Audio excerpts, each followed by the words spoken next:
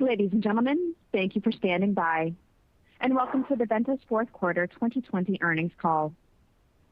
At this time, all participants are in a listen-only mode. After the speaker's presentation, there will be a question-and-answer session. To ask a question during this time, you will need to press star, then 1 on your telephone.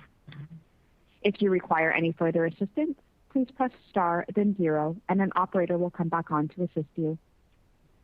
I would now like to hand the conference over to your first speaker today, Sarah Whitford, Director of Investor Relations. Please go ahead. Thanks, Amy. Good morning, and welcome to the Ventas Q4 financial results conference call. Earlier this morning, we issued our Q4 earnings release, supplemental, and investor presentation. These materials are available on the Ventas website at ir.ventasreit.com. As a reminder, remarks made today may include forward-looking statements, including certain expectations related to COVID-19 and other matters. Forward-looking statements are subject to risks and uncertainties, and a variety of factors may cause actual results to differ materially from those contemplated by such statements. For a more detailed discussion of those factors, please refer to our earnings release for this quarter and to our most recent SEC filings, all of which are available on the Ventas website. Certain non-GAAP financial measures will also be discussed on this call. For reconciliation of these measures to the most closely comparable GAAP measures, please refer to our supplemental posted on the Investor Relations section of our website. I will now turn over the call to Debra A. Cafaro, Chairman and CEO. Thank you, Sarah, and good morning to all of our shareholders and other participants. On behalf of all my colleagues, we want to welcome you to the Ventas Q4 and year-end 2020 earnings call. Let me begin by expressing my deep gratitude and optimism, born of the strength, resilience, and innovation so many have demonstrated over the past year, and the positive developments we are seeing on the ground in our portfolio virtually every day.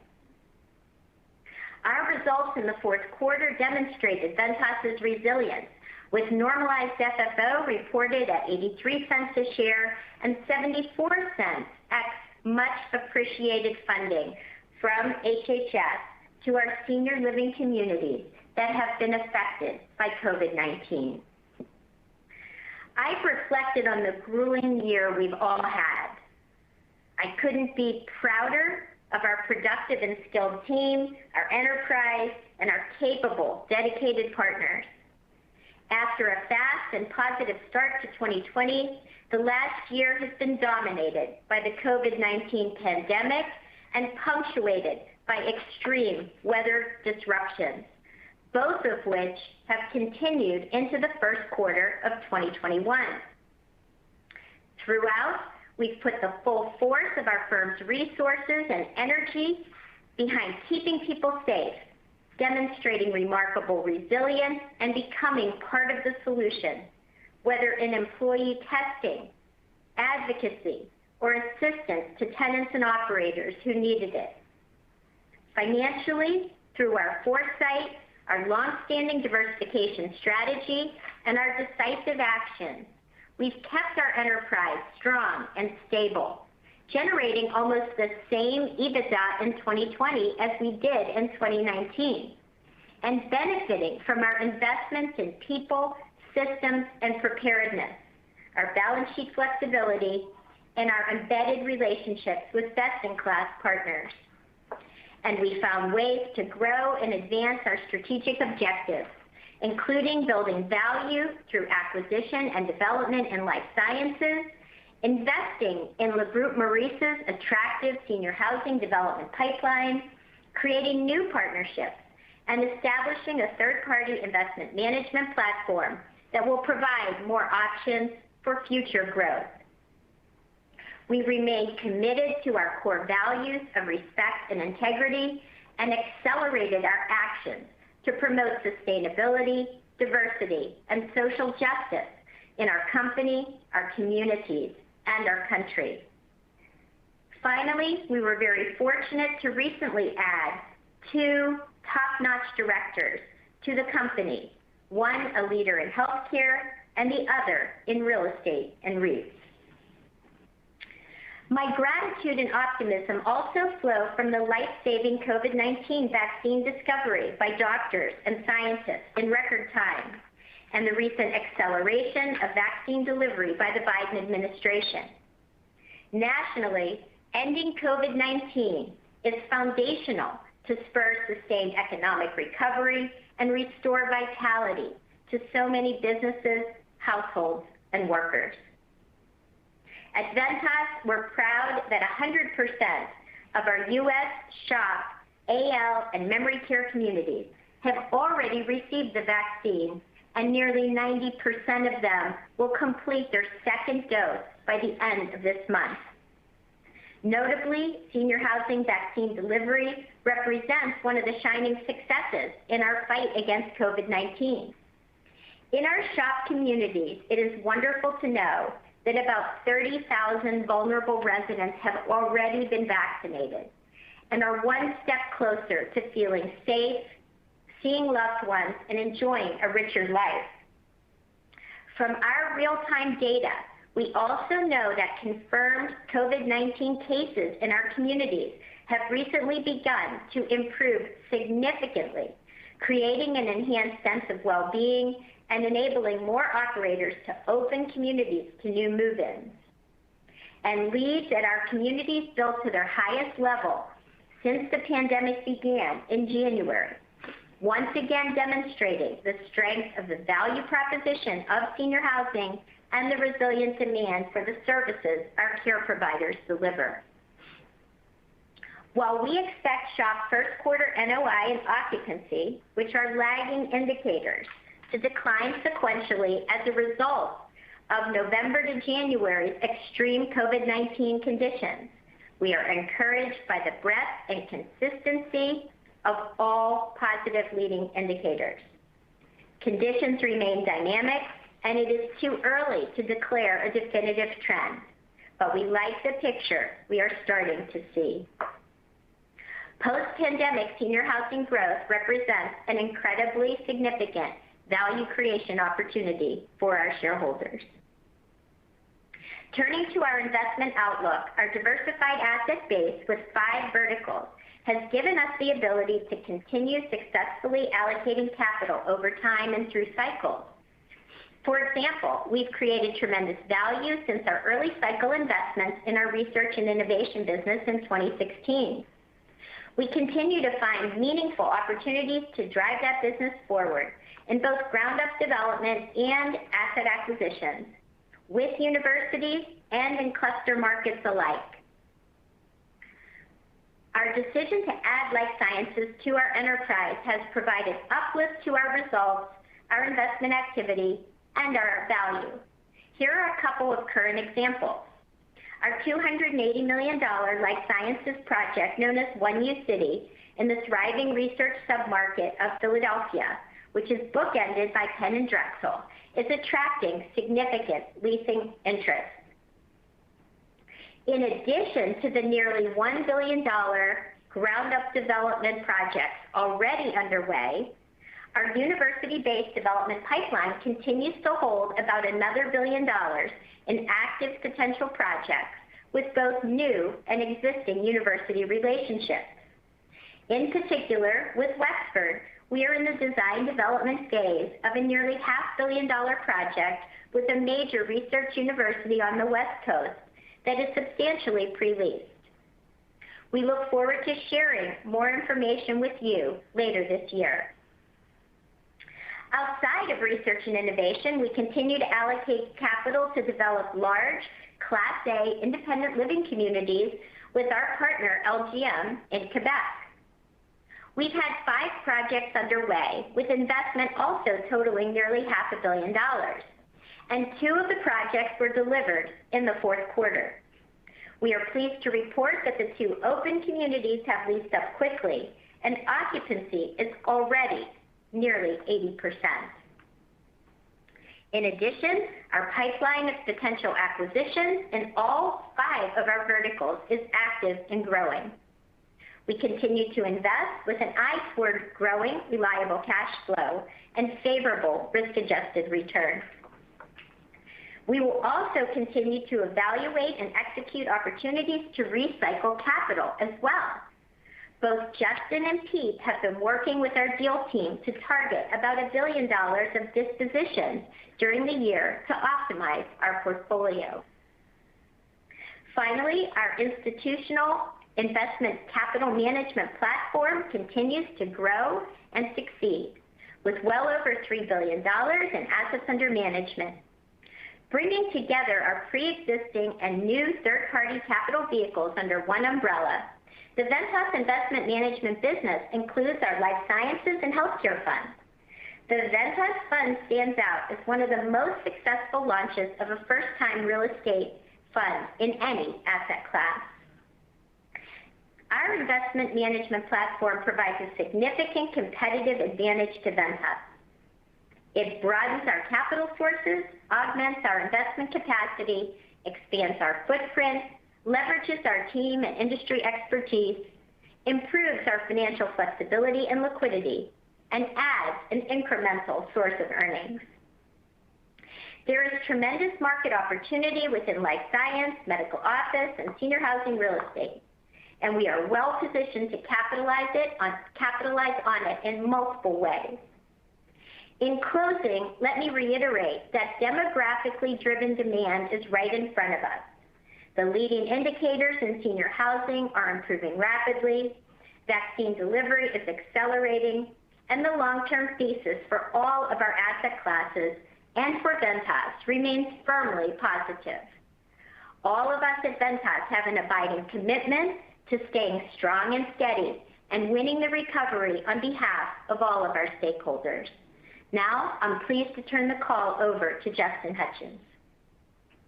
Thank you, Debbie. I'd like to begin by highlighting the fourth quarter performance and first quarter performance expectations. First, I would like to mention that we are humbled and grateful that HHS continues to recognize the crucial role senior living plays in protecting vulnerable older Americans. Through the CARES Act, HHS has provided several rounds of funding to assisted living communities to partially mitigate losses directly suffered because of the COVID-19 pandemic. Through this program, applicable to sequential same-store SHOP assets, our communities have received $34 million in the fourth quarter and $13 million to date in the first quarter, which has been applied as a contra expense to offset COVID-19 related expenses incurred. After a challenging fourth quarter and January, in which the national spread of COVID-19 hit all-time highs, our communities experienced an increase in resident cases, and we had more communities close to move-ins. Leading indicators have followed a similar pattern. Leads and move-ins drifted down throughout November and December, while at the same time, move-outs were elevated. Although the fourth quarter was a challenging quarter, we are pleased our occupancy hung in there with a 90 basis point decline. Looking ahead to the remainder of the first quarter, for the forecast Q1 sequential same-store SHOP portfolio, we expect cash NOI to decline from the fourth quarter to the first quarter, excluding HHS grants of $34 million and $13 million to date in each respective period. This NOI deterioration is driven by a 250 to 325 basis point expected occupancy decline, partially offset by a modest rate increase. We expect to see continued elevated operating expenses into the first quarter. And while we are seeing continued high levels of COVID-related costs, these are partially mitigated by $13 million of Phase 3 HHS grant money received to date in the first quarter. I'll add that recent severe winter weather across the country could cause additional expenses as well as delays in move-ins. We haven't included any impacts, if any, in our guidance. While we are experiencing choppy waters at this stage of the pandemic, I would like to highlight green shoots that support a more optimistic outlook ahead. I'll start by highlighting our improving clinical trends. Consistent with the U.S. COVID case trends, our SHOP communities are experiencing a significant decline in new COVID cases. In the most recent week, we are averaging 9 cases per day, which is the lowest since October and down from 92 cases per day at the peak in January. We couldn't be more relieved about this improvement, knowing this means less illness and less people potentially dying from COVID. This positive clinical trend is also important to local health departments' support of our community's ability to accept new move-ins and to offer a more robust living experience for our residents. I'd like to comment on the early success our operators have had deploying the vaccine to residents and employees within our SHOP portfolio. As Debbie mentioned, 100% of our assisted living and memory care communities have hosted their first vaccine clinic. In other good news related to the vaccine, 2 studies from Spain and Israel have come out showing favorable data that people who are vaccinated and still contract COVID-19 are far less likely to spread the illness to others than if they were not vaccinated. The execution of the vaccine is a massively important step toward the stabilization and growth in our senior housing platform. I'll note that 95% of our communities are already open to move-ins, which is near a pandemic high. I'll remind you of the importance of the segments mentioned in our business update. Currently, 80% of our communities are operating in Segment 3. This is up from 64% a month ago. Segment 3 is the least restrictive operating environment. The communities in the segment offer a more robust living experience, includes a more open dining experience and small group activities. Most importantly, it allows for less restrictive visitation between residents and their loved ones. As more communities expand their service offering, demand for our services should improve. Leads and move-ins started to pick up again in January, with the highest number of leads we have witnessed since the beginning of the pandemic. We have seen broad-based strength in lead volume across regions, and the initial indication is that this momentum has continued into February. The increase in leads have been bolstered by very strong growth in our Le Groupe Maurice portfolio in Canada and consistent, strong lead performance by Atria in the U.S. To summarize our optimism, new COVID cases down. Vaccine distribution on track, leading to a more robust living experience and all combining to support higher leads. We continue to monitor these positive trends on a real-time basis and remain focused on supporting our operating partners as they get in position to win the recovery. Moving on to triple net senior housing. In the fourth quarter and through January, Ventas received all of its expected triple net senior housing cash rent. Our underlying triple net senior housing portfolio performance continues to be impacted by COVID-19. However, due to a mix of lease resolutions executed in 2020, government subsidies, including PPP loans and HHS funds, and other tenant resources, our tenants have continued to pay as expected. Our trailing 12-month cash flow coverage for senior housing is 1.3 times respectively. I'll comment on the senior housing industry outlook. Our competitive outlook has continued to evolve amid the pandemic. In 2020, construction starts nationally were down 50% year over year, and deliveries were at their lowest level since 2013. Our SHOP markets witnessed particularly favorable supply trends, with starts down 66% versus the prior year, and deliveries down over 40%. We are optimistic about the long-term impact from lower construction starts. Fewer starts today, combined with the compelling aging demographic trends where the 80-plus population is expected to grow nearly 15% between now and 2024, which is 5 times faster than the broader population, will provide a potent tailwind over the next few years. Moving on to final comments.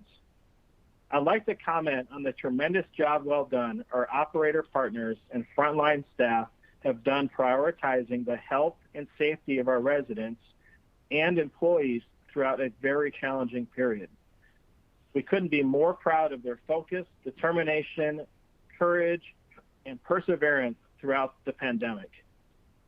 I'd also like to note our excitement and support for Jack Callison, the new CEO of Sunrise Senior Living. We know Jack to be an accomplished and charismatic leader who is extremely qualified to lead Sunrise. I'll finish by reiterating our optimistic outlook as we consider the improving clinical trends, vaccine rollout, communities opening for move-ins with a more robust living experience, and post-pandemic supply-demand tailwinds that give us continued confidence in a very strong positive growth trajectory in senior housing. With that, I'll hand the call to Pete. Thanks, Justin. I'll cover the office and healthcare triple net segments. Together, these segments represent 47% of Ventas' NOI. They continue to produce strong results, showcasing their value proposition and financial strength amongst the pandemic. In fact, for the full year 2020, these segments combined to generate same-store cash NOI growth of 3%. First, I'll cover office, MOBs, and research and innovation centers. The two lines of business within our office portfolio, they play a key role in the delivery of crucial healthcare services and research for life-saving vaccines and therapeutics. The office portfolio continued to provide steady growth, delivering $128 million of same-store cash NOI in the fourth quarter. This represents a 1.5% sequential growth led by our R&I portfolio, which generated 3.6% same-store cash NOI growth.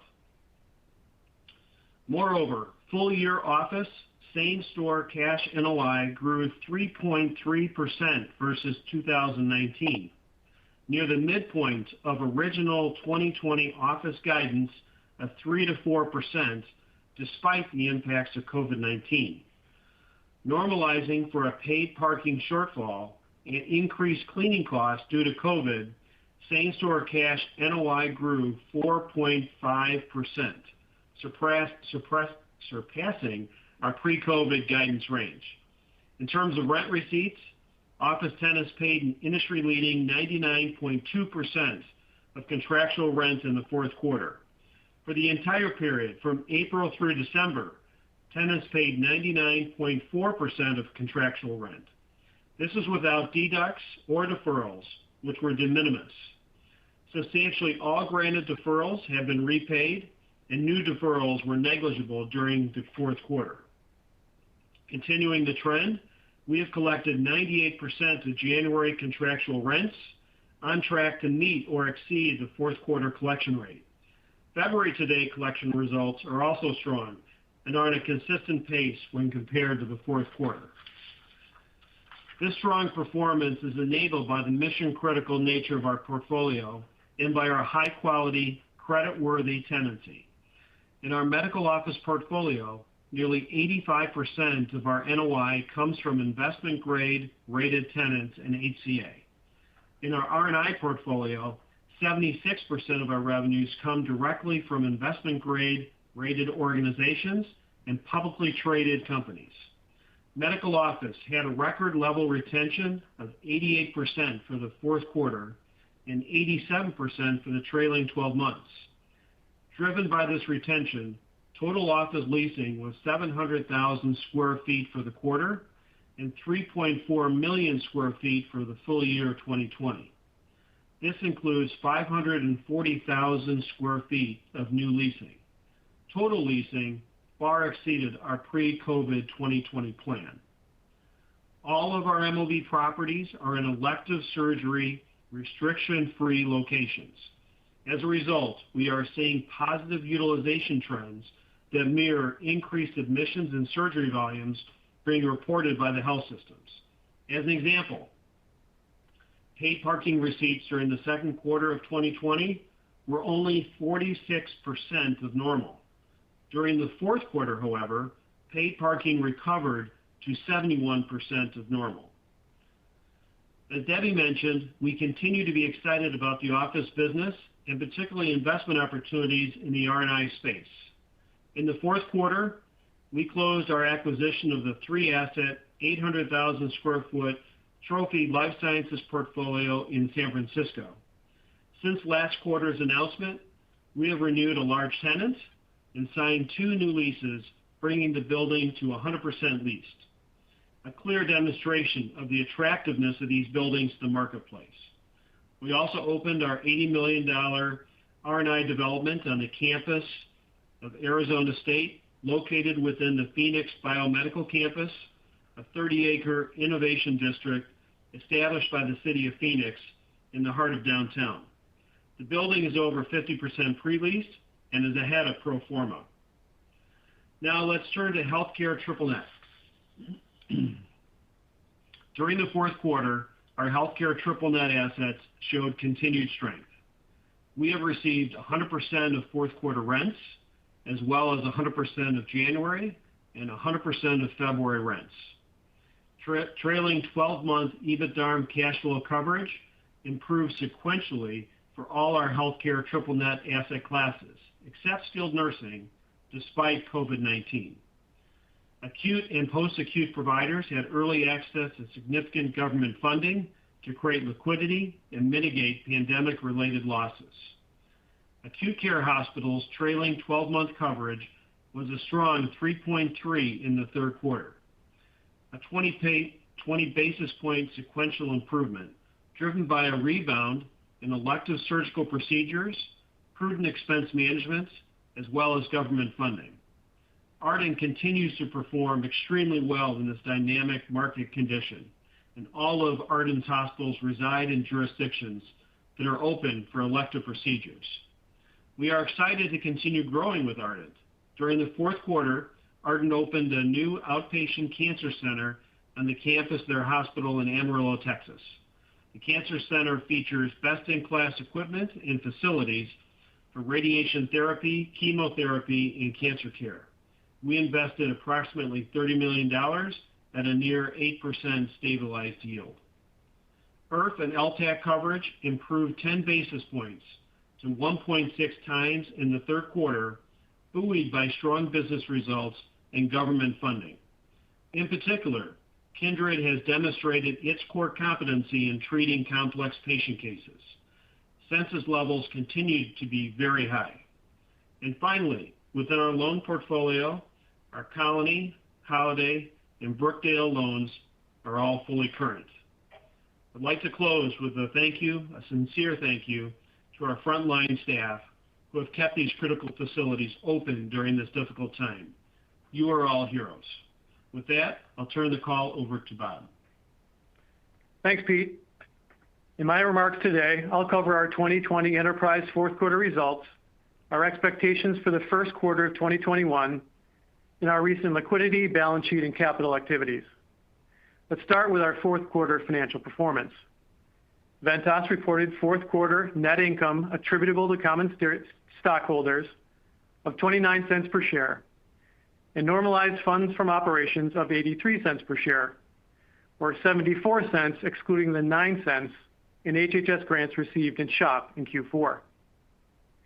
Other sequential fourth quarter drivers to highlight include 4 cents of income recorded in our unconsolidated entities, offset by a 5-cent Q4 sequential decline in NOI, principally in SHOP. Meanwhile, office and triple net healthcare was stable on a sequential basis in the fourth quarter. That's a good segue to our Q1 guidance, as Q4 is an appropriate start point for our first quarter 2021 expectations. The key components of our Q1 guidance are as follows. Net income attributable to common stockholders is estimated to range between -7 cents and -1 cent per fully diluted share. Normalized FFO is forecast to range from 66 cents to 71 cents per share. The midpoint of our FFO guidance, 68 cents per share, represents a 15-cent sequential decline from the fourth quarter. This change can be largely explained by a 9-cent reduction in HHS grant income and income from unconsolidated entities. The balance is driven by a 5-cent reduction in organic SHOP NOI performance.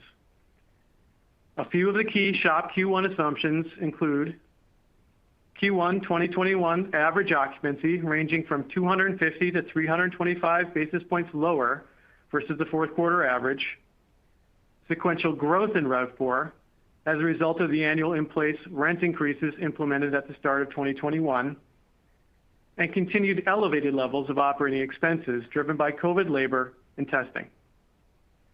Outside of SHOP, we expect our property NOI to be stable on a sequential basis in the first quarter. A normalized FFO per share bridge from our fourth quarter to our first quarter 2021 guidance midpoint, together with key assumptions, can be found in our press release and our business update presentation posted to our website today. I'll close with our balance sheet and capital activity. I'm proud of the actions the Ventas team has taken to manage our balance sheet, leverage, and liquidity. We have navigated the disruption created by COVID and kept Ventas strong and stable while protecting shareholder capital.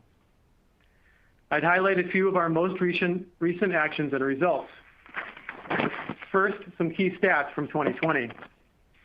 We finished 2020 with full-year net debt to EBITDA of 6.1 times, maintained a strong maturity profile with duration exceeding 6 years, had held total debt to gross asset value at 37%, reduced our net debt at year-end by over $500 million year over year, and retained robust liquidity exceeding $3 billion. In 2020, we also took advantage of the strong bid for healthcare real estate and realized over $1 billion in asset sales at a blended 5.3% cash yield. In 2021, we're targeting an additional $1 billion in asset sales across our verticals in the second half of the year. Proceeds from dispositions are expected to be used to reduce debt and to fund future growth through development and redevelopment capital spend. In January 2021, we closed on a new 4-year, $2.75 billion unsecured credit facility. We had great demand from 24 new and incumbent financial institutions, and were able to realize better pricing. I'd like to personally thank our banking partners for their support of Ventas. They are critical to our success. And finally, in March 2021, Ventas will use cash on hand from recent dispositions to reduce our near-term maturities by fully repaying $400 million of our 3.1% senior notes due January 2023. As a result of these and other actions, we're positioned to capitalize on the powerful upside across our business once the pandemic is finally in the rearview mirror. That concludes our prepared remarks. Before we start with Q&A, we're limiting each caller to 2 questions to be respectful to everyone on the line. With that, I will turn the call back to the operator. At this time, ladies and gentlemen, if you would like to ask a question, please go ahead and press star, then the number 1 on your telephone keypad. Again, that is star, then 1 to ask a question. Your first question today comes from the line of Juan Sanabria with BMO Capital Markets. Please proceed with your question. Hi, good morning. Good morning. Morning. I was just hoping, Debbie, maybe you could provide a little color on the acquisition pipeline. You talked about it being robust across your various verticals. So I guess I'm curious what asset types are of the most interest. You've been kind of quiet on the seniors housing acquisition front for a while. Seems like Ardent might have some new opportunities if it merges with LifePoint. And curious if that acquisition pipeline is more focused on balance sheet or through the fund. Well, it's great to hear from you. I would say that we have a lot of options now as we look at investment opportunities. Not only can we look across the 5 asset types, but also we have a number of tools we can use to acquire assets either on balance sheet or in our investment management business. So I'd say we're really looking across the board. We've got, obviously a lot of life sciences and research and innovation, both ground up development as well as acquisition activity. We've got some senior housing possibilities in the pipeline. Ardent's obviously doing well, and we continue to look for similarly high quality opportunities in that space. And so it really is, quite interesting and across the board. And as I mentioned, we're continuing to invest with LGM. They have done just an incredible job both on the management of the stable portfolio, but also in developing and leasing up very quickly these Class A assets. And we're looking forward to doing more of that with LGM as well. Okay, thanks. And then just for my follow-up on the disposition front, switching to the opposite side, the $1 billion for 21 that you've targeted for the second half, could you provide any color on the types of assets you're selling? If I think about this time last year, you talked about maybe joint venturing Eclipse. You had some Atria assets that were on the block. So if you could just give us a little bit more color on the flavor there. Good one. I mean, I gave a little clue. I gave a little clue when we talked about Justin and Pete really optimizing the portfolio. So while we're really looking across the board, I would say that senior housing and maybe some select MOBs could fall within that disposition pipeline. Thank you. Thanks, Juan. Your next question comes from the line of Nick Joseph with Citi. Please proceed with your question. Thank you. Maybe just following up on that question. I know you said it's the back half of the year, but just curious what the timing is and then the cap rates on any of those asset sales and trying to get a sense of any potential dilution in the back half of this year into 2022. Yeah, I mean, obviously we're going to look to be smart about when and how we do it. I would basically just refer you to kind of the back half, and you can make a weighted assumption around timing.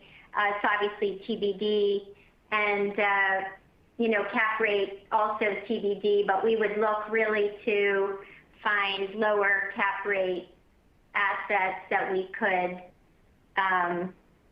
That we could dispose of. And obviously you can see in the market there's a really strong bid across the board in these asset classes. And that is, a very good sign for our ability to execute in a really effective way. Thanks. So then maybe just on the senior housing side, I'm looking at your business update with the move-outs trending higher, at least through January. What percentage of those were voluntary, and then how have voluntary move-outs trended over those past few months? Yes, I'm going to turn it over to Justin. I mean, as we've mentioned, I mean, the key points are really around the clinical results because, you really have to think about leading indicators being, cases and mortality, and then when those start to improve significantly, as we've seen, the lagging indicators of NOI and occupancy, tend to follow. So I'll turn it over to Justin so he can really address your question in specific. Hi, Nick. Yeah, in regards to the recent trend upwards in move-outs, that's mostly clinically related hospitalizations, deaths. The voluntary move-out questions come up. We really haven't seen a high number of discretionary move-outs that are for reasons other than clinical purposes.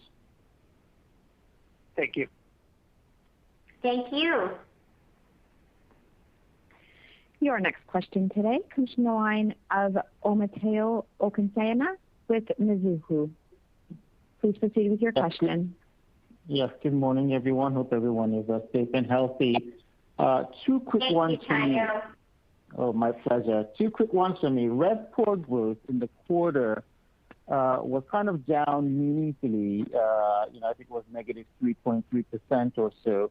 Could you talk a little bit about kind of what caused that? I think you had made some comments about kind of, concessions and discounts and things like that. And kind of how's that trending in the early stages of 2021? Yes, I mean, we are projecting positive RevPOR sequentially, and I'll turn it over to Bob to elaborate.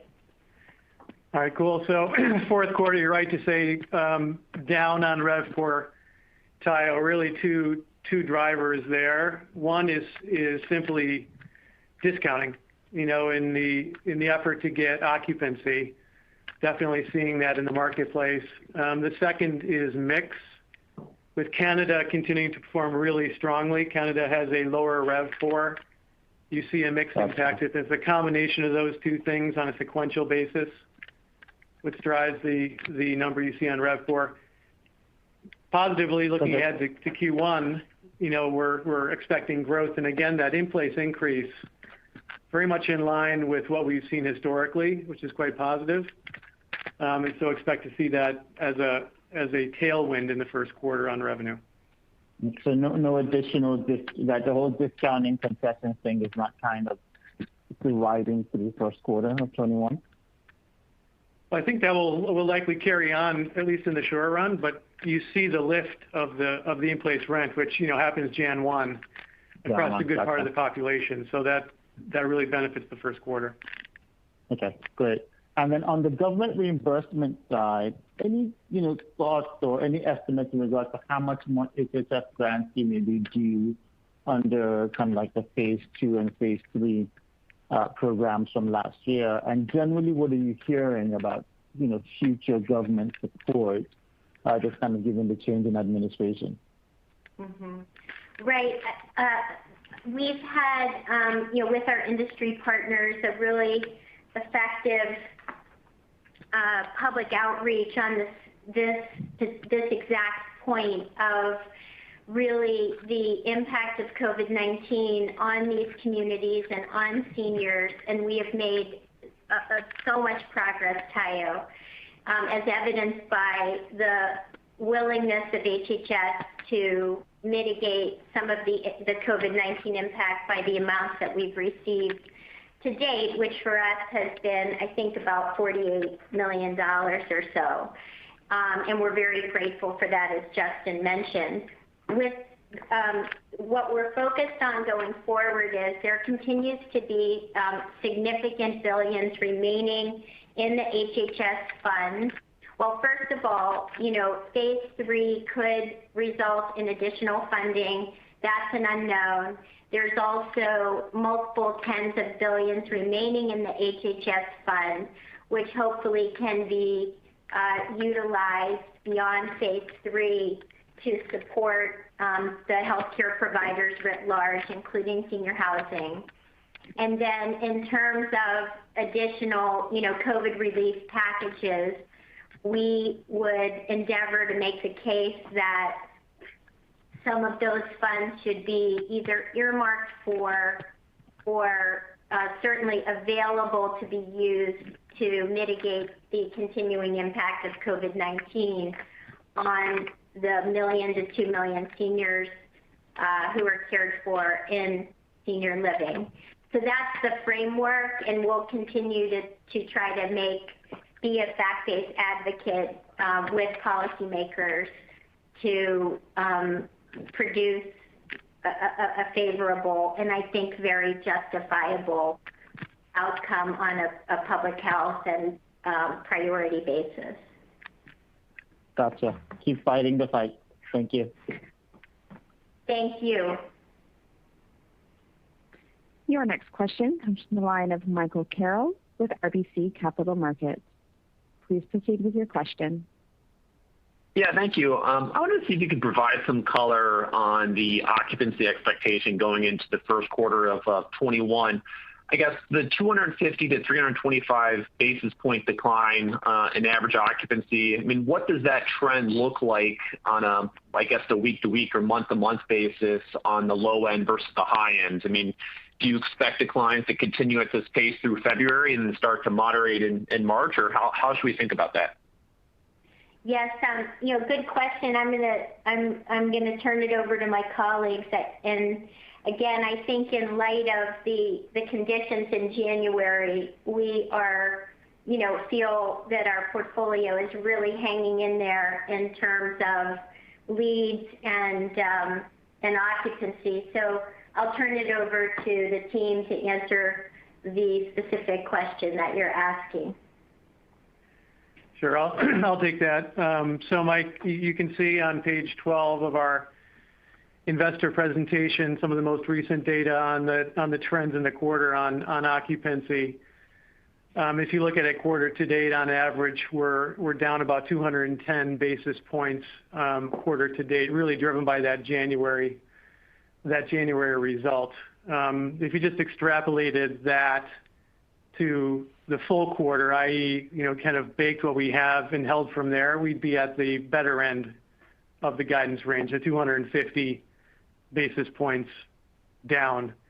If the trend continued down, as we've seen in the first quarter to date and carried on, that would be the lower end, i.e., the worst end of the range. And so it's really kind of that's the guardrails, if you like, stabilization versus continuation of the trend, if you want to think about it that way. Okay, great. And then I guess on the move-ins, obviously there was an uptick on an absolute basis in January, but it still looks like the percentage compared to 2019 actually dropped. I mean, is a good way to think about that is that the seasonal nature of leads probably is not holding right now, just given the COVID impact, and you're just more optimistic because the absolute number is actually increasing? I think what is incredibly encouraging is that the clinical conditions in January were the worst that they've been really since the beginning of the pandemic, and you can see that on the slide. Yet we are getting incredible demand, in my opinion, in January nonetheless, through both leads and, move-ins. And that to me is an incredible combination, and one that is just really heartening about this being a kind of need-based business that is going to be resilient, and that happened during the toughest time. And so that is the key point, Mike. Thank you for raising it. Great, thank you. Your next question comes from the line of Nick Yulico with Scotiabank. Please proceed with your question. Thanks. Good morning, everyone. I guess just first off, maybe if you wouldn't mind providing, you gave the vaccine data, which was good on number of residents, number of staff. Do you have that in terms of a percentage, of the residents and of the staff who've gotten the vaccine so far, and age? Yeah. In general, the uptake with the residents has been really, really high, in and around the 90% range, and probably even higher if you take out people who were ineligible, either because they had, just had COVID or something like that, or another medical condition. And amongst the staff, it's really been, in that 40-ish plus or minus at the beginning on the first clinic, but we're seeing way higher uptake of employees getting that first shot at the second clinic. And so those numbers are going much higher, both because of an increasing comfort level with the vaccine, and also, some operator, we'll call it incentives and requirements. And Justin, maybe you can touch on what the operators are doing in the vaccine to make the uptake better.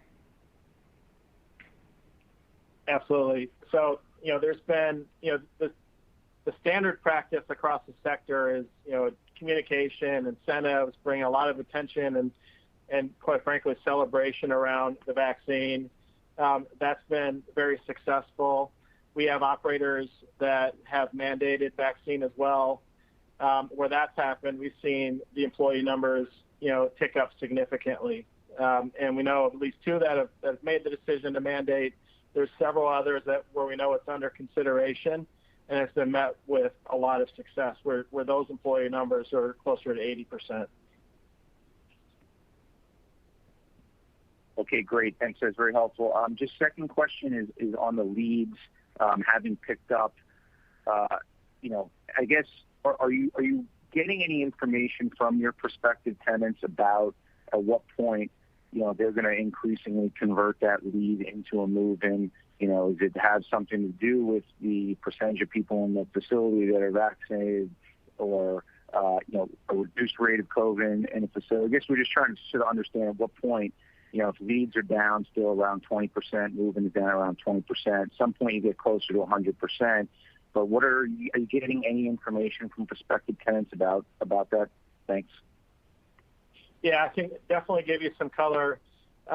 One point about our leads is that, leads are actually stronger in our U.S. portfolio, but our move-ins have been stronger in Canada. So when you think about us, think about a higher conversion rate in Canada. There's less dependency on external agencies to get move-ins. So if you focus in on the U.S., one thing that we found interesting is that the lead volume is very high, Debbie mentioned, in spite of the clinical backdrop, but we're also still missing out on some typical sources for leads, and that includes respite, that includes personal and professional referral sources, which are all our highest converted leads.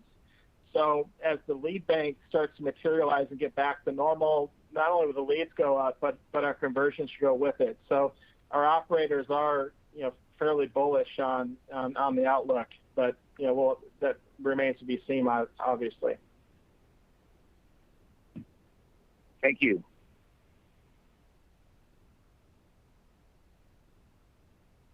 Your next question comes from the line of Connor Siversky with Brandenburg. Please proceed with your question. Good morning, everybody, and thank you for having me on the call. You had mentioned in the prepared remarks, just switching gears to the R&I portfolio, that U-City was attracting some significant leasing interest. I'm just wondering if you can quantify at all how this is progressing, and then what the path looks up to stabilization on that end. Good to have you. I'm going to turn that over to our team to talk about the significant leasing interest there in the U-City market. John, did you want to take that, or sure? Yeah, this is John Cobb. I think we have a lot of good leads. I think we're swapping a lot of LOIs back and forth, but the interest is high. But it's when you start building the interest and you start going vertical, the interest is much higher when you're doing that. Okay, thanks for that. And then just related to the development of the independent living communities in Quebec with the group Maurice, I'm just wondering if that occupancy metrics you guys provided, does that take into account the 800 units that have just recently opened? Yeah, well, it I believe is those 800 units. So this is what is remarkable, and we're trying to have it rub off on us here south of the border, is LGM builds these, large projects, Class A, for, independent living, a younger, healthier senior. They're really beautiful. We hope to take you there someday. And then they have a really significant pre-marketing effort, a lot of pre-leasing and deposits. And, these communities opened in the fourth quarter, and they're already nearly 80% occupied. All right, that's all for me. Thank you very much. Thank you. Your next question comes from the line of Daniel Bernstein with Capital One. Please proceed with your question. Hi, good morning. Hi, Dan. Glad to hear an upbeat tone and outlook. The question I do have, though, and I think the move-ins are kind of rather simple, simple math.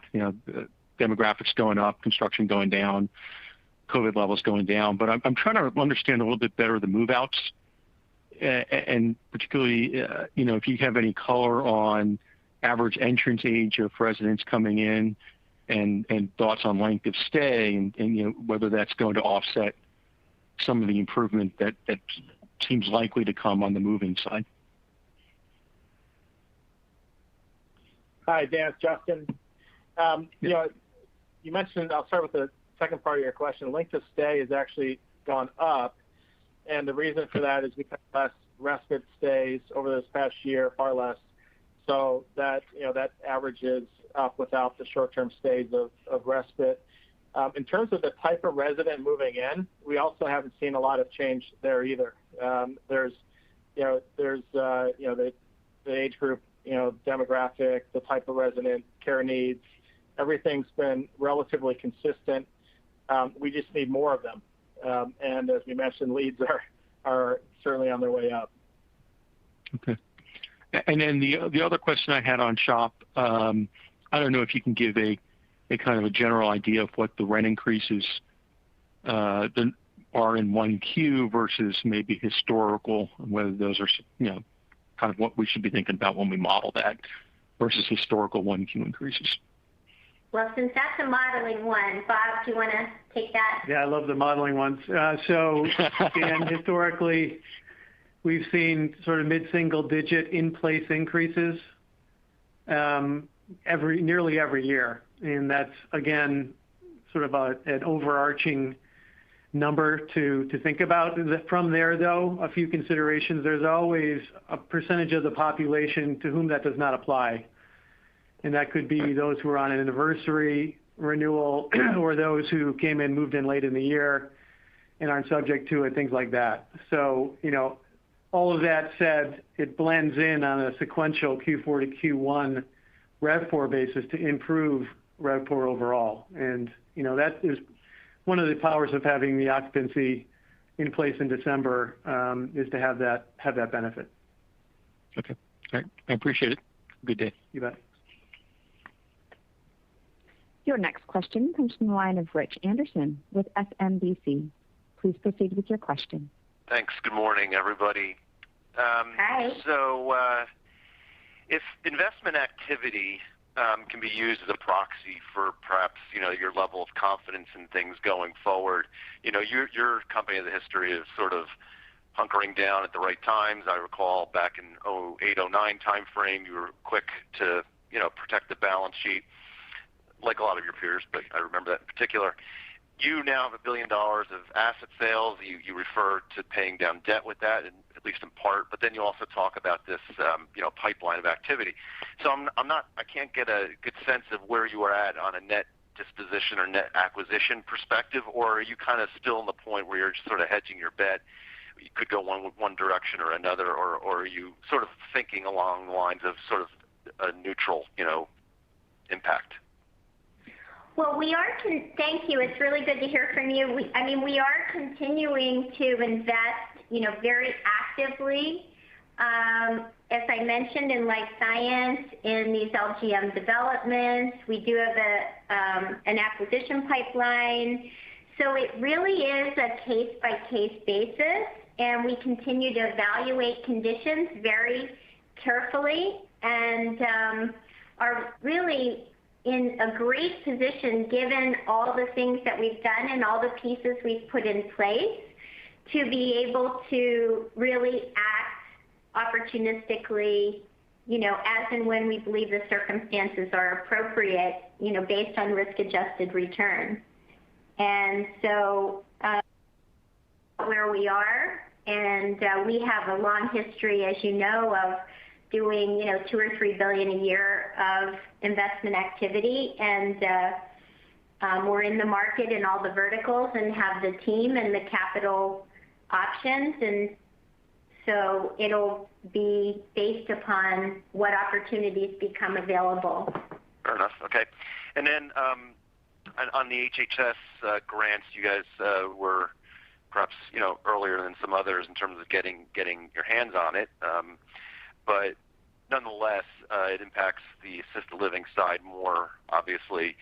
I think you're 60% ALF and 40% independent. Correct me if I'm wrong on that. I could have that backwards. But does this inform you about where the opportunities might exist going forward in terms of that specific debate between ILF and ALF?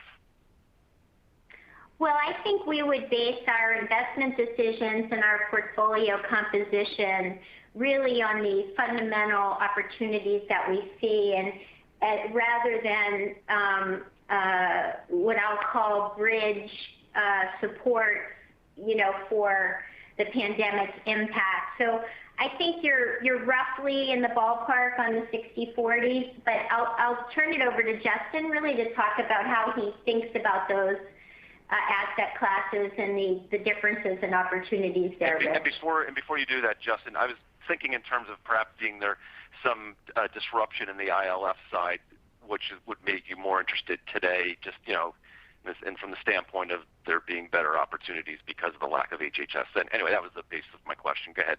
Sorry. I see. Yep. Hi, Justin. Yeah, in terms of the disruption, ILs really held up okay. It held up in early going based on having lower move-outs, longer length of stay. Move-ins have continued in the IL setting. They're generally a higher margin business, so they had a little more room to work with as occupancy has fallen. They don't benefit from HHS funds. They're a little later to the scene from a vaccine standpoint, but vaccine clinics are being set up in the IL setting. So that's on that point. And then in general, the first thing we're always going to look at is the market. And we have within our data set, over 800 MSAs that we study. Within those, we can determine, which products will work, which price point's appropriate. Could be IL, AL, memory care, but we would always start there, and then look at, so market, and then it's quality of property, and then it's opportunity for successful execution. Okay, good enough. Thanks very much. Thanks. Your next question comes from the line of Jordan Sadler with KeyBanc Capital Markets. Please proceed with your question. Thank you, and good morning. Good morning. Good morning. So, Justin, I wanted to just get your take on sort of historical seasonality. I know how familiar you are with this business in terms of SHOP. What percent of annual move-ins take place in December, January, February in the SHOP portfolio generally? All right. So there's a little bit on the seasonality. When you look at it on a quarterly basis, there's not a big change in ins or outs. You tend to have relatively higher move-outs in the fourth quarter and the first quarter, and then lower move-outs in the third and fourth, and then move-ins they'll move within quarters. Some months that jump out to me are January, August, September, where you get a little bit of spike, April, May, or usually some good move-in months. But on a quarter-to-quarter basis, it's only like a percent change, from one quarter to the next, and you just kind of, usually you have opportunities to net significantly during those times when move-outs are lower. Not sure if that's helpful, and I'm sure you're that helps. Okay, good. Go ahead, finish. Sorry. Yeah, I was just going to say, in this setting, seasonality hasn't really held up because the clinical impacts have been so severe at times. That's had impact on demand, and then of course I mentioned the difference in our lead bank, and that there's a lot more opportunity for that to get back to a normalized level, and so it's really hard to point to seasonality in this current environment. It sounds like typically you're saying you see higher move-outs in 1Q and 4Q, but move-ins generally are more steady. Yeah, that's about right. Okay, and then as a sort of non sequitur follow-up, of the disposition guidance for 2021, Debbie or Bob, what portion of that is scheduled or expected loan repayments?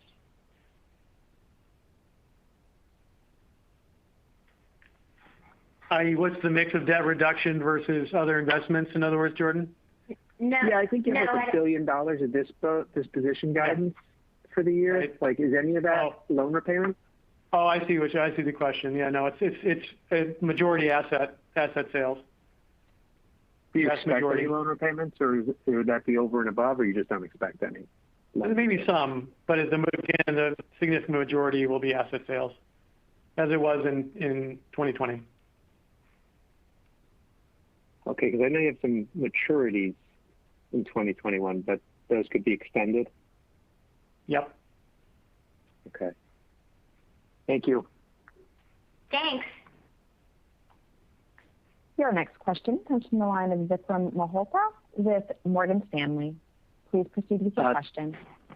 Thanks for taking the question.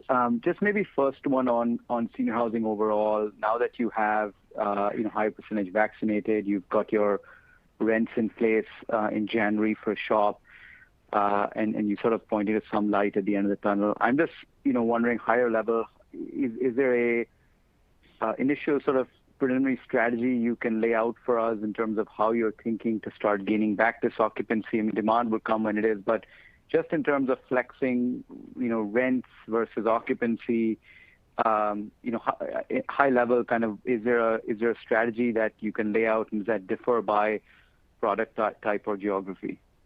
Mm-hmm. Yes, and different operators take different views as well, based on the particular conditions in markets, as you point out. So Justin, do you want to address Vikram's question, please? Absolutely. So I mentioned, I'll probably like to step back for a second and just reiterate the underlying demand that the operators are facing and how they're trying to play into that. I had mentioned, before, that leads are very strong, and we're missing, parts of the typical lead bank that can help bolster things. But if you look back a little bit, you look back into, September, October, if you look at our leads and our move-ins, you can see that we're running 80 and 90% respectively, no vaccine in sight at the time. So the underlying demand, it remains really strong. Our operators are well aware of that. We even had, at that time in October, almost 60% of our communities that were achieving 100% or more of their prior to COVID typical move-in run rate. So all of that bodes well. And as operators have tried to play into that, and with the backdrop of course, the clinical trends they were facing throughout the end of last year, beginning of this year, approaches. One I'll highlight is Atria. I mentioned that they've bolstered our overall lead growth and volume, and they've done that with the help of discounting, and it's worked because they've had higher occupancy, higher leads as a result. We've had others that have been a little more local market focused, holding back a little bit to preserve rate, and that worked as well. And moving ahead, I think what every operator is focused on is the wide variety of different referral sources that they've relied on in the past, how to rejuvenate those moving forward, and to play into that the optimistic kind of supply-demand outlook I gave, as well as the trends that are positioning our communities to accept move-ins again. Okay, that's helpful. Yeah, and it's interesting to your point, even if you look back a year ago, just based on the numbers you gave, it doesn't seem like the conversion rates have fallen off dramatically in terms of leads to move-ins. Seems like those rates are maybe a little lower, but not dramatically lower. So that's sort of another positive. I guess just on the triple net side, two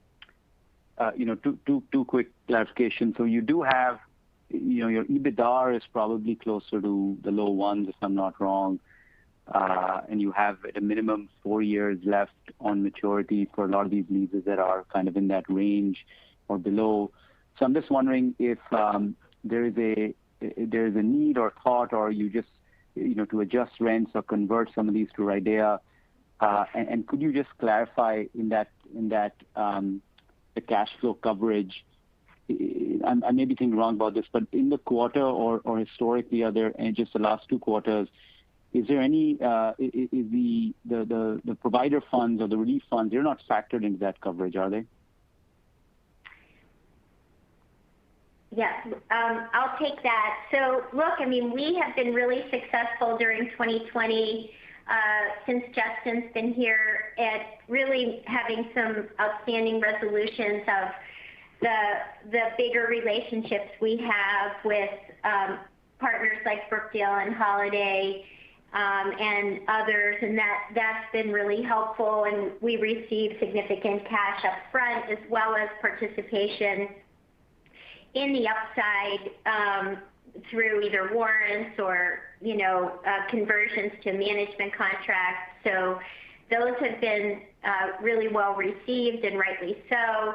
Our operators, as you mentioned, really have been the beneficiaries in some cases of government funding. That would principally be in the fourth quarter, of course. That would benefit coverage. But our statistics are really through the end of the third quarter, which is always on a one-quarter lag, as you know. So they will be factored in. They'll be called out separately, as we have with some of the healthcare providers in the supplemental materials. And so you'll be able to do your own analysis. But again, remember that the funding is really intended to be a bridge, if you will, to replace NOI that would otherwise be there and hopefully will otherwise be there in the future. So that's how we've been thinking about it.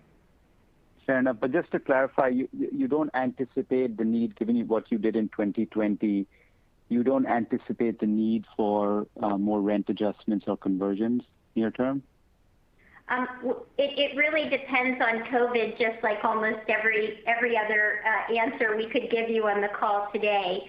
The operators are really hanging in there. As Justin said, they're doing an incredible job on health and safety.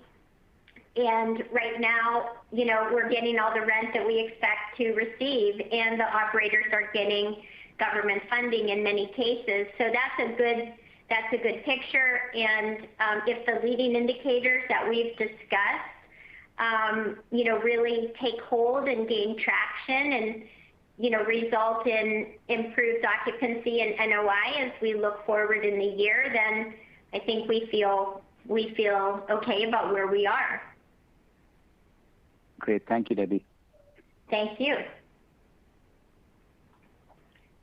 Your next question comes from the line of Steven Valiquette with Barclays. Please proceed with your question. Great. Thanks. Good morning, everyone. Thanks for taking the questions. Good morning. So, I guess first one, just regarding the percent of shop communities open for move-ins. That data on the bottom of page 11, the presentation looks pretty positive with that metric jumping up from around 80% in early January to now 95% just in the last month or so as far as communities available for open for move-ins. So I guess I'm just curious to hear more color. Is that driven more by either voluntary policy changes by the operators, or is it more just changes in local government guidelines? And how much of this is simply driven by the benefits of the COVID vaccine if we're able to get the extra color around all that as far as that improvement? Thanks. Hi, it's Justin. Yeah, so what you'll see is first of all, 95% of our communities are open to move-ins. And then we segmented them based on, just the restrictive environment. And what drives that, see segment 2 and segment 3. Segment 3 is the most open, most consistent with pre-COVID lifestyle. Segment 2 has some restrictions, but you can certainly take move-ins.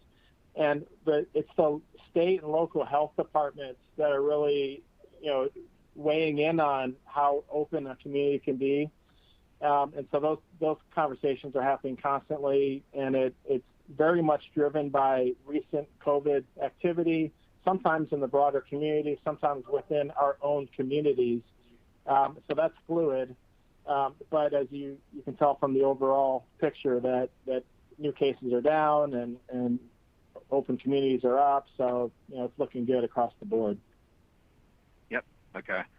And one other quick question, since we spend, it feels like half this call discussing leads and move-ins, I think you just confirm that the definition of a lead hasn't really changed for today versus 2019 when you're showing that data on page 12. And that there is just a quick one-liner on what officially defines a lead for you. It'd be great just to remind us of that as well, since that can differ sometimes from one company to the next.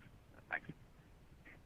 Sure. So a lead is defined really, another way to put it is an inquiry, and it's distinct, and so it's new. So each month when you see our data, all the leads that we're representing are new to that month. We don't carry forward, and it's any source Could be through the internet, could be through referrals, could be a drive-by, for instance. Any source that's interested in moving is characterized as a lead. Okay. All right. That's helpful. Thanks. And that's remained consistent. Okay. Thanks again. Thank you. Your next question comes from the line of Lucas Hartwich with Green Street.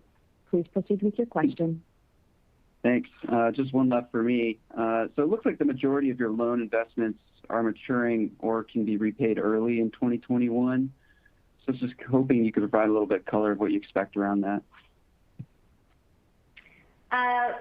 Right now, as you point out, they are open to repayment, and some are also open to extension. So our current expectation is extension, but of course that could change, and we always like to be repaid. So either way, I think we're in good shape. Thank you. Thank you. Your next question comes from the line of Joshua Dennerman with Bank of America. Please proceed with your question. Yeah, thanks, everyone. Maybe a follow-up on Steve's question earlier on the vaccination COVID cases coming down. When you guys think like big picture, it seems like by the end of this month, everyone's going to be vaccinated within your shop portfolio. Do you think you start seeing a pickup in movement because of that, or is the customer's mindset the overall kind of COVID level across their community? And then how are your operators, I guess, going to respond to vaccinations? Like, will they be able to increase visits? Because that feels like one of the big hurdles to getting people to move their parents in. Hi, Justin. Yeah, so first of all, just the fact that there has been vaccines available, it has played a role in some of the uptick in leads. So certainly there's an expectation that when the vaccines are fully executed, that higher leads, more potential demand, that would make perfect sense. In terms of defining the lifestyle moving forward, I mentioned that the health departments play an important role in working with operators to define that. Certainly, operators want a robust living experience, as I mentioned, for their residents. They're working hard to give, the best lifestyle available, but they're going to work within health department guidelines. And I would expect that to continue for a period of time, and as they work through this, this next phase. Okay. And then maybe just a follow-up from the opening comments. You mentioned that the severe weather that's hitting the country now isn't in guidance. Have any of your facilities been impacted by the power outages in Texas that you know of at this time? Yes, it's been a biblical year when you really want to think about it, with COVID and wildfires and hurricanes, and now we have this severe winter storms in places you'd least expect it. So yes, I think everyone, many people in the real estate business have significant investments in Texas, and almost all of them will be affected by the power outages and related storm impacts, and that would include us. And again, our operators are taking extraordinary measures in the case of senior housing to make sure that employees and residents are safe. And often we see in senior housing that after something like this, we see an uptick in interest because, a lot of people are alone in their homes, and that's you're better off kind of together when things like this happen. So yes, we have investments in Texas across the board, and we, like others, would be affected by something as significant as the recent storm. All right, thanks, Debbie. Thank you. And your last question in queue comes from the line of Mike Mueller with JP Morgan. Please proceed with your question. Yeah, hi. It looks like the shop occupancy losses have been greater in the primary versus secondary and what you call other markets. What do you think in terms of recovery? Do you think the primary markets recover faster, and are you seeing any differences in lead trends so far? Good question. Again, the leading indicators, are flashing green, and Justin will answer your segmentation question. Thanks. Hi, it's Justin. So, there's been, we've studied the performance throughout the pandemic. There's a little bit of a disconnection in terms of, our expectations relative to, COVID impacts on move-ins and geographies, because of the virus has really become, through the fourth quarter, became more widespread and more impactful. So as we look ahead, we're really just looking into, local markets and looking at the fundamentals I mentioned earlier, relative to our position in that market. And there's, some of the primary markets are really benefiting from a reduction in, construction as a percentage of inventory, which we supportive.